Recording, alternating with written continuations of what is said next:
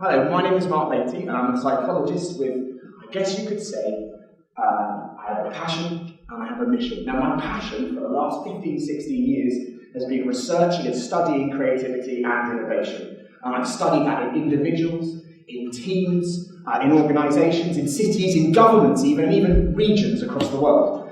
And I've learned lots about it, and I've been really excited finding out about creativity and innovation. But my mission, as it were, really came into view, crystallised, on the 23rd of August 2006, with the birth of the first of my 3 children, where I realised all the stuff that I'd been writing about in creativity and innovation, with long complicated words and putting it in journals that nobody reads, didn't really fit with what I was trying to do in terms of shaping and helping people be more creative and innovative. So to do that, I've come up with 5 key principles that underlie creativity and innovation, and I'm going to share those with you and give you some ideas, some life hacks about how you can be more creative and innovative too. But before that, we've got some challenges.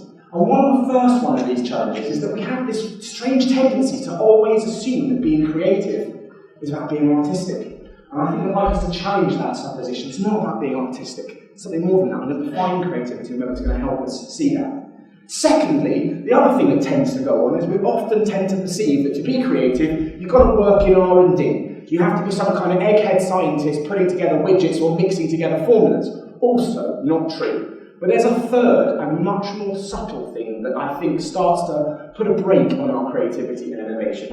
And that's this perspective that to be creative and innovative, you've got to be one of the special ones. You've got to be someone rather unique, rather different. I'm going to share with you through my definitions and 5 key principles, that's just not true. So, I think the definition for creativity should be the capacity to develop ideas. I'm going to argue the creative thinking process is one of thinking outwards, coming up with different options and ideas. And we do this, we develop our ideas in order to solve problems and take advantage of opportunities. Now, if I look around the room, a little tiny bit of audience interaction coming up, put your hand up if you can't come up with ideas to solve problems.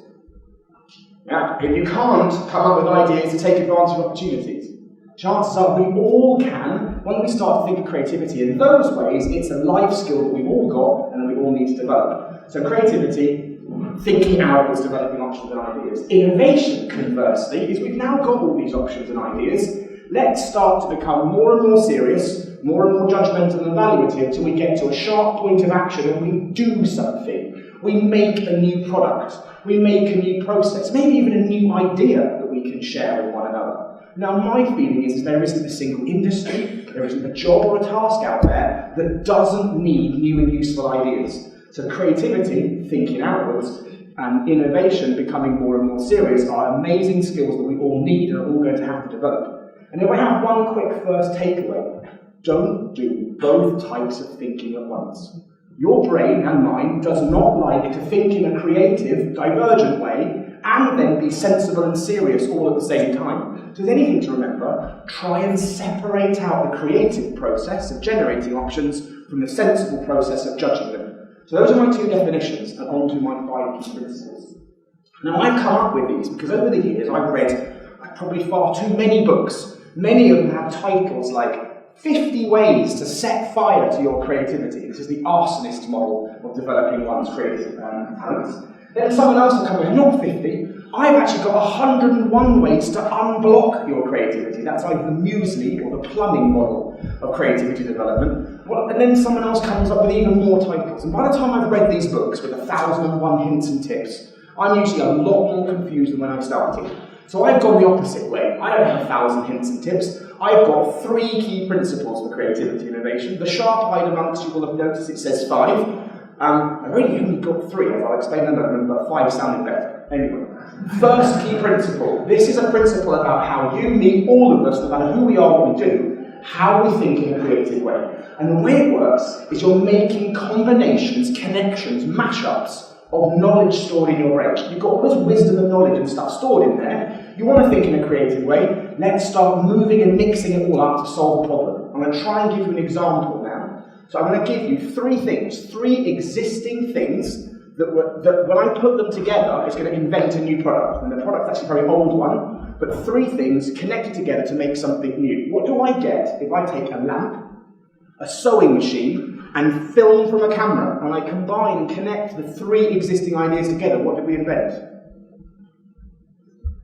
The cinema projector, Lumiere Brothers cinema projector, was based on connecting all those existing ideas. And this is where our first problem kicks in. Because when we know we want to think in a creative way, we need unusual connections, but your brain and mine will always jump to the obvious answer.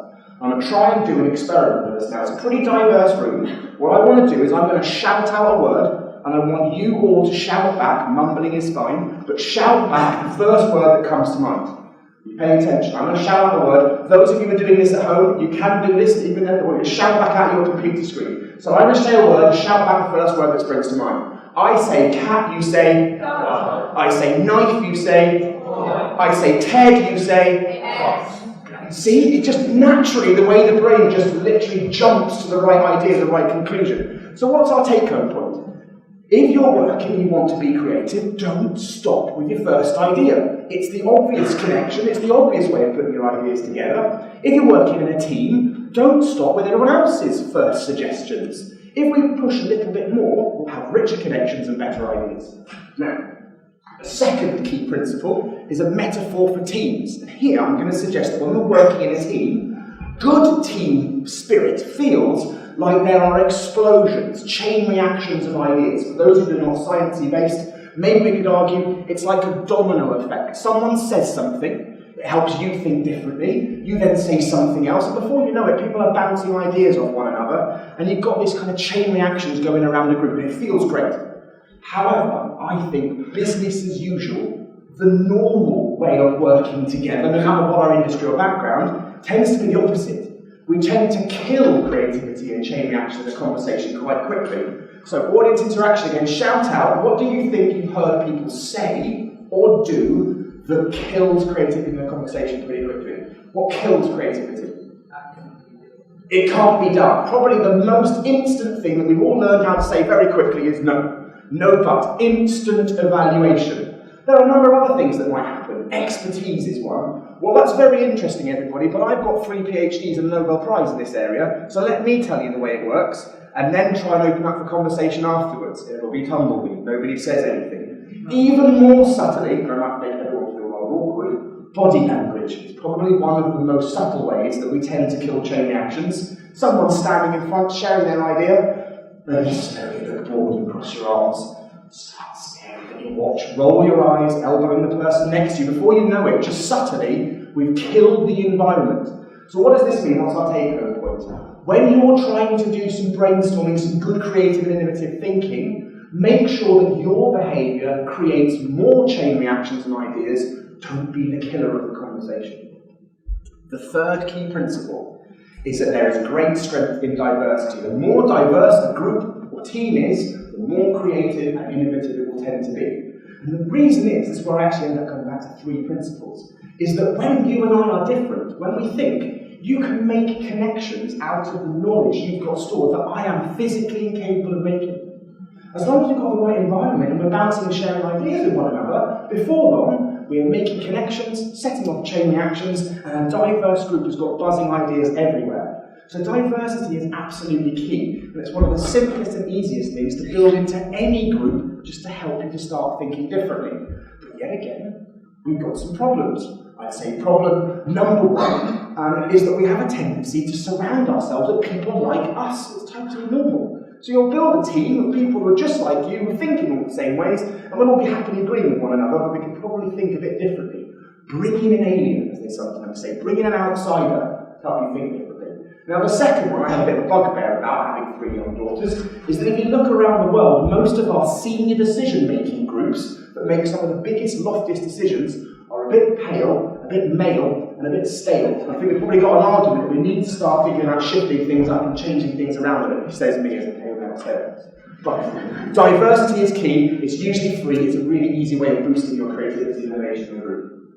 4th key principle. As Shakespeare said, your greatest strength begets your greatest weakness. I would argue that strengths are weaknesses too. Often, because we overuse one of our great strengths, or we use our strength at the wrong time and it starts to limit us. Now from a creativity and innovation perspective, what that normally looks like is some people are brilliant at this thinking, they're great creative thinkers, and some people are awesome, innovative thinkers. They're good at judging, getting to the right answer. What tends to happen during the process is if you're a creative thinker, you're brilliant here, you're enjoying that conversation, we are, as a team, beginning to agree what we're going to do, and your natural strength is to open the conversation back out again. Now flip it the other way around. You're a great innovative thinker. The team is talking about the challenge, what we're going to do, what our different ideas could be, getting their ideas out, and before you know it, you're going, what's the plan? How are we going to make this happen? You start to shut things down too quickly. So in terms of our creative thinking, locate your strength. Are you naturally a creative or an innovative thinker? Get your timing right. Makes a big difference. But it's true for teams, and it's true for organisations. I guess one of my favourite stories has been coaching a very senior team of a large pharmaceutical organisation, and their biggest challenge, they were losing money fast. They had a lot of difficult problems and a very, very challenging marketplace. So what they did was started recruiting highly competitive, hard-charging, winning people who were going to win back the business and fight hard to make the company a success again. And it worked really well to begin with, as they fought side by side, but I'm sure you can guess what happened, and their greatest strength of being competitive and combative is before long, it turned inwards, and they were fighting with one another, competing with one another, and their greatest strength had actually turned into their greatest weakness. And a number of changes had to be made to the team to bring that team back on and actually help them to perform. So your greatest strength will often wrap up in your greatest weakness. Think about it as yourself. What are you really good at? Be careful you don't do it too much or at the wrong time. If you're working in a team, does there appear to be a particular pattern going on? Maybe we could be a bit more open-minded about how to work with one another. That's the fourth key principle, strengths are weaknesses too. Now my fifth key principle is that there is a creative problem-solving process that blends together a mixture of creative thinking and innovative type thinking. Now this process, this creative problem-solving process, has been studied one way or another for well over 120 years, and it doesn't seem to matter if we're looking at school children, artists, scientists, engineers. The same process seems to stay the same. It can be learned, it can be mastered, and then most of you pretty much do all of it anyway. Here is the creative problem-solving process. I'm going to argue there are three stages. Starting off with accumulation, moving on to generation, and then evaluation coming last. And in the middle is a magic thinking style that is absolutely vital to understanding how you are creative, that somehow I certainly wasn't, and I bet you weren't taught it at school either. It's part of my mission, I think, is to try and share how you can learn to use your brain more effectively. So let me do the first three stages.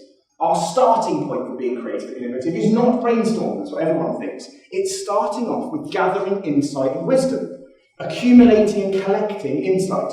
What's the problem? Why are we here? What are we doing? What's the purpose of us trying to be creative in the first place?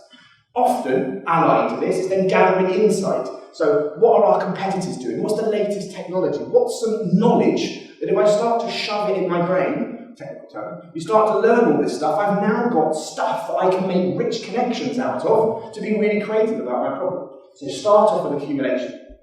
Next is the deliberate generation of as many ideas as possible. More is definitely better in this case.